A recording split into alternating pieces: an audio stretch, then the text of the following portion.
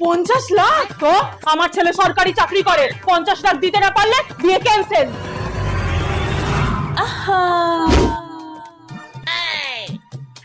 বলছি হ্যাঁ আমরা অ্যারেঞ্জ করছি, শুধু তোমার নাম্বারটা একটু দাও না।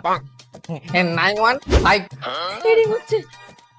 তোমাকে প্রথম দেখে না আমি তোমার প্রেমে পড়ে গেছি।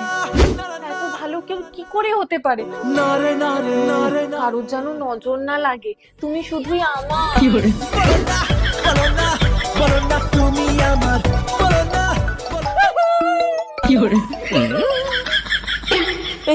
আজকে কতবার ফোন করছি, ধরছো না কেন? এই বিয়ে হবে না, আমাদের কাছে অত টাকা নেই, আর তোমার মা মানবে না। মাকে আমি কোথায়? এবার তোমার বিয়ে পয়সা ছাড়াই হবে।